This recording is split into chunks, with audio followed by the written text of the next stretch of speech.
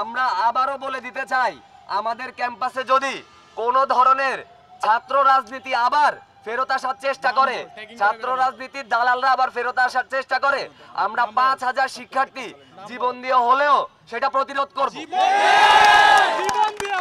এবং আমরা আরেকটি কথা বলে দিতে চাই, সেটা হচ্ছে কুয়েট একটি স্বায়ত্তশাসিত প্রতিষ্ঠান।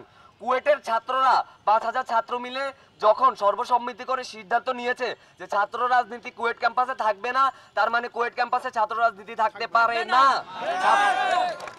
এবং এটিও ক্লিয়ার করে দিতে চাই, রাজনীতি সকলের সাংবিধানিক অধিকার। যদি অন্যান্য ক্যাম্পাসের শিক্ষার্থীগণ তারা সিদ্ধান্ত নিয়ে থাকে সর্বসম্মতিক্রমে যে তাদের ক্যাম্পাসে ছাত্র রাজনীতি থাকবে কি থাকবে না, সেটা তাদের সিদ্ধান্ত। আমরা তাদের সিদ্ধান্তকে সম্মান জানিয়ে বলতে চাই, আমরা আমাদের ক্যাম্পাসে ছাত্র রাজনীতি চাই না। শিক্ষার্থীদের পক্ষ থেকে মামলা করতে চাই না, কারণ আমরা বিশ্বাস করি আমাদের অভিভাবক হচ্ছে আমাদের বিশ্ববিদ্যালয় প্রশাসন। আমরা চাই যে বিশ্ববিদ্যালয় প্রশাসন এই মামলাটি করবে, কিন্তু তারা খুবই অস্পষ্টভাবে অজ্ঞাতনামা 400-500 জনের নাম উল্লেখ করে একটি দুর্বল মামলা করেছে। এবং আমরা যেহেতু সকল ভিডিও ফুটেজ, সকল ক্যামেরা, সিসিটিভি ফুটেজ সবকিছু রয়েছিল, তাদের উচিত ছিল যে যেহেতু সন্ত্রাসীরা তাদের নাম উল্লেখ করে চিহ্নিত সন্ত্রাসীদের নামে মামলা করা। আমরা এই ধরনের 400-500 জনের অজ্ঞাতনামা মামলা আমরা চাই না। এবং আমরা চাই না যদি আমাদের উপর হামলাকারী অথবা কোনো ছাত্রদল বা কেউ যদি এমন হয় যে তারা নির্দোষ, তারা জেলে যাক। আমরা চাই যে প্রকৃত চিহ্নিত সন্ত্রাসীরা যারা ছাত্র দলের, যুব দলের, তারা এবং স্থানীয় যারা হামলা করেছিল তারাই জেলে যাক। এই জন্য আমরা ওই মামলার বিরোধিতা করেছি।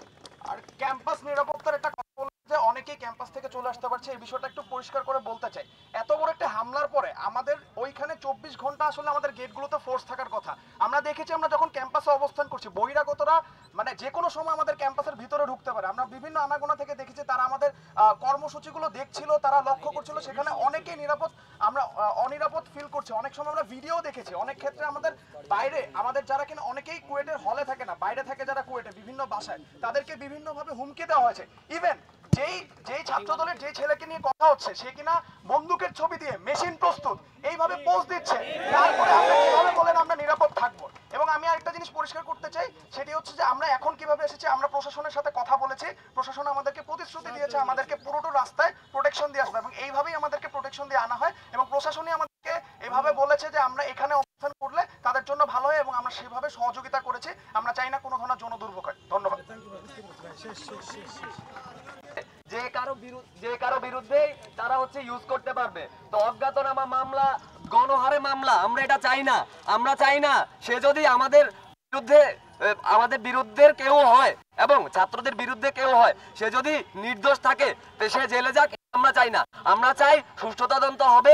এবং আমরা যেসব সন্ত্রাসীদের চিহ্নিত করেছি, যেসব সন্ত্রাসীদের ভিডিও ফুটেজ বর্তমানে বিভিন্ন জায়গায় রয়েছে, আমরা একটি ডকুমেন্টারি বানিয়েছি ওদের নিয়ে, সবাইকে নিয়ে। আমরা চাই যে এই বিভিন্ন সিসিটিভি ফুটেজ দেখে চিহ্নিত করে ওই সন্ত্রাসীদের গ্রেফতার করা হোক।